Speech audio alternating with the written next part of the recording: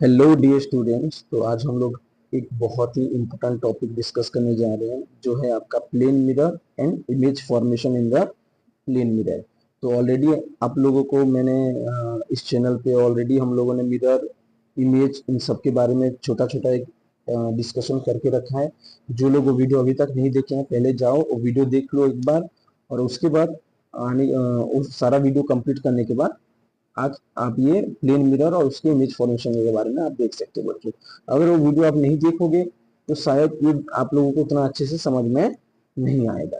ठीक है बच्चों, तो चलो स्टार्ट करते हैं आज का नया topic, plane mirror and image formation. So what is a plane mirror?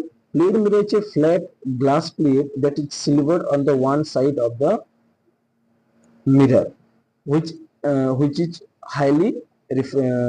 which is made up of highly reflective material। ठीक है बच्चों, तो प्लेन मिरर जो होता है जनरली एक ऐसा मिरर होता है जिसका रिफ्लेक्टिंग सरफेस एक प्लेन सरफेस होता है, और उसके साथ साथ उसका एक साइड जो होता है वो एक ऐसे मटेरियल से कवर किया होता है जो हाईली रिफ्लेक्टिंग है। जनरली आप ले सकते हो सिल्वर या निकेल। ओके, तो आप सिल्वर कोटिंग देख सकते हो या आप निकल भी ले सकते हो। ठीक है, तो एक प्लेन मिरर हम ड्रॉ कर लेते हैं, तो ये होता है आपका प्लेन मिरर। अब प्लेन मिरर में इमेज कैसे फॉर्म होता है? तो प्लेन मिरर में इमेज कैसे फॉर्म होता है बच्चों? Late us consider a point source.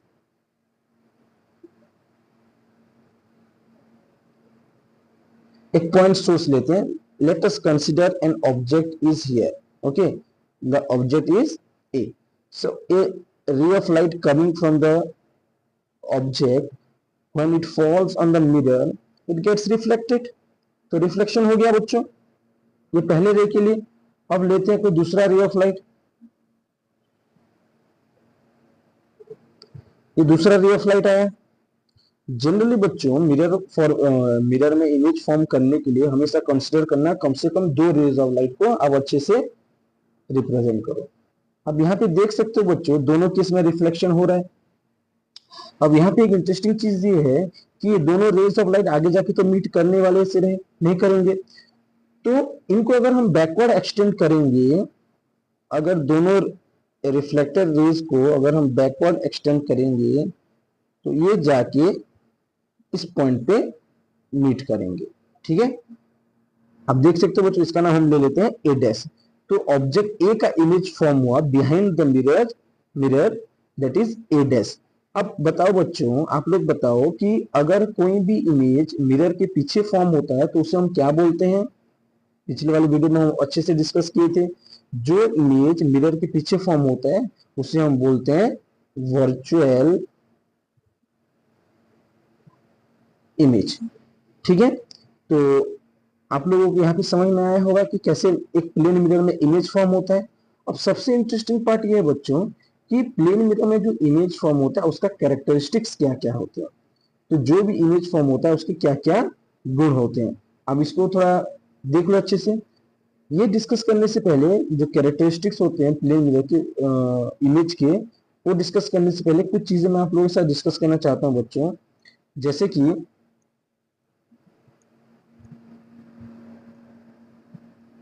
सबसे पहले है कि जो इमेज होता है वो किस तरह क्या क्या हो सकता है। सबसे पहला चीज, ये इन्वर्टेड हो सकता है, ये इरेक्ट हो सकता है। इन्वर्टेड मतलब अगर ऑब्जेक्ट इस तरह से है तो उसका जो इमेज होगा उल्टा फॉर्म होगा। इरेक्ट मतलब ऑब्जेक्ट अगर इस तरह से है तो उसका इमेज भी कुछ सीधा फॉर्म होगा। ठीक है, ये एक पार्ट हुआ। दूसरा ये है कि ये मैग्निफाइड हो सकता है या डिमिनिश्ड हो सकता है, और ये सेम साइज का भी हो सकता है। ठीक है, मैग्निफाइड मतलब जो ऑब्जेक्ट होगा उससे बड़ा ही होगा इमेज। डिमिनिश्ड मतलब ऑब्जेक्ट से इमेज छोटा होगा। अगर हम मान के चलते हैं this is the height of the image, it will be greater than height of the object. Diminished में इसका उल्टा, height of the image is less than the height of the object. और सेम साइज में height of the object is equal to height of the image. ये कुछ interesting point है बच्चों, कुछ जरूरी पॉइंट है। आप आई होप कि आप लोग इसको नोट डाउन कर लें। जब भी आप वीडियो देख के आप पढ़ते हो बच्चों, हमेशा कोशिश करना है कि एक कॉपी और एक पेन पकड़ के छोटा छोटा नोट्स बना के आप कॉपी में लिखते जाओ।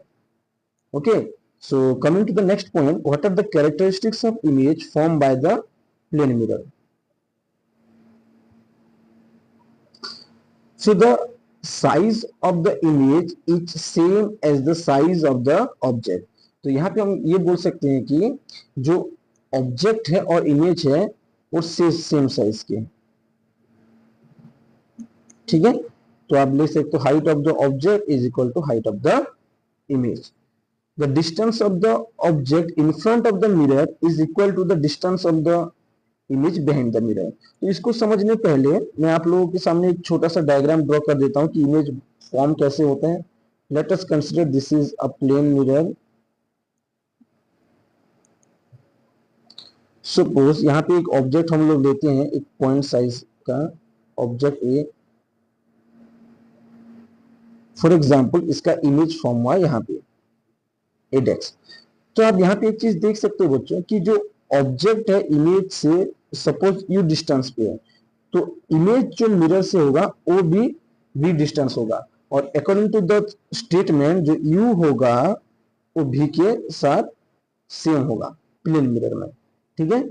दूसरा चीज ये वर्चुअल एंड इरेक्ट होगा।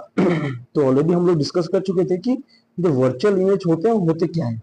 जनरली जो इमेज मिरर के पीछे फॉर्म होते हैं वो वर्चुअल इमेज होते हैं, और वर्चुअल इमेजेस हमेशा क्या होते हैं, इरेक्ट होते हैं। ये पॉइंट आप लोग याद रखेंगे। नेक्स्ट है the image form by the plane mirror is laterally inverted. ये एक बहुत ही इंटरेस्टिंग पॉइंट है बच्चों कि मिरर प्लेन मिरर में जो इमेज फॉर्म होता है वो लेटरली इन्वर्टेड होता है। अब ये लेटरली इन्वर्टेड का क्या मतलब होता है बच्चों, अगर मैं बोलता हूं कि एक इमेज लेटरली इन्वर्टेड है तो उसका जो साइड है लेफ्ट साइड वो आपको दिखेगा मिरर में राइट साइड की तरह, और जो राइट साइड है आपका वो दिखेगा मिरर में लेफ्ट साइड की तरह, ठीक है। तो जो साइड चेंज, हॉरिजॉन्टल साइड जब चेंज होता है उसे कहा जाता है लेटरल इन्वर्जन, ठीक है। अब यहाँ पे देखो नेक्स्ट पॉइंट पे मैंने इसका डेफिनेशन लिख दिया है। What is lateral inversion?